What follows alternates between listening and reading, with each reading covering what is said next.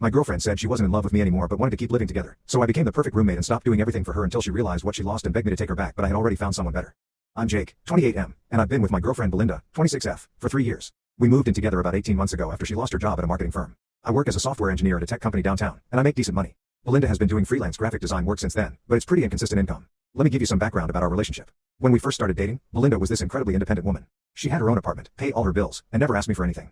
That's actually what attracted me to her initially. She seemed like she had her life together. But things changed gradually after she moved in. At first, she was contributing to rent and utilities from her savings. Then her freelance work started drying up around the time COVID hit. I told her not to worry about it and that I could cover everything until she got back on her feet. What I thought would be a temporary arrangement turned into something permanent. I started taking care of everything.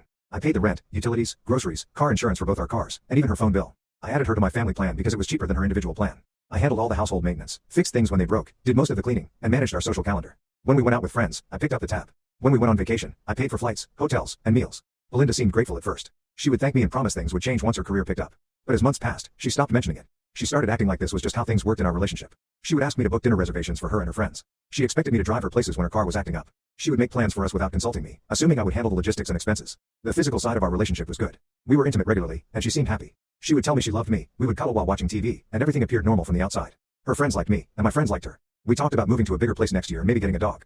3 weeks ago, we were sitting on the couch watching some reality show about people renovating houses. I was getting ready for bed because I had an early meeting the next morning. I leaned over to kiss her goodnight like I always do. She pulled back and gave me this strange look. She picked up the remote, muted the TV, and turned to face me directly. She said she needed to tell me something important. She said she liked me as a person and enjoyed living with me, but she wasn't in love with me anymore. She said she hadn't been in love with me for months, maybe longer. She said she wanted to be honest because she respected me too much to keep pretending. I asked her what she wanted to do about our living situation and our relationship. She said she hoped we could continue living together as friends. She said we worked well as roommates and there was no reason to mess up a good thing. She said she valued our friendship and didn't want to lose that by making things complicated. I told her I needed to think about it. I went to the bedroom and lay down. About 20 minutes later, my phone started buzzing with notifications. Belinda was in a group chat with her 3 closest friends, and I had access to it because we sometimes used the shared tablet to text when our phones were dead. I could see she was telling them about our conversation. I watched the messages pop up on the screen. Her friends were telling her how brave and mature she was for being honest. They said it showed how much she cared about me, that she didn't want to hurt me by lying.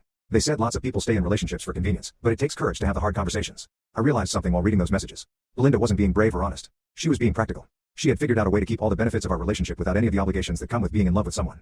She wanted to keep living in the apartment I pay for. She wanted to keep the financial security I provide. She wanted to keep the emotional support and companionship. She just didn't want to feel guilty about not loving me back anymore. The next morning, I told her I was fine with being roommates. She seemed relieved and hugged me. She said she was so glad I understood and that this would be better for both of us in the long run.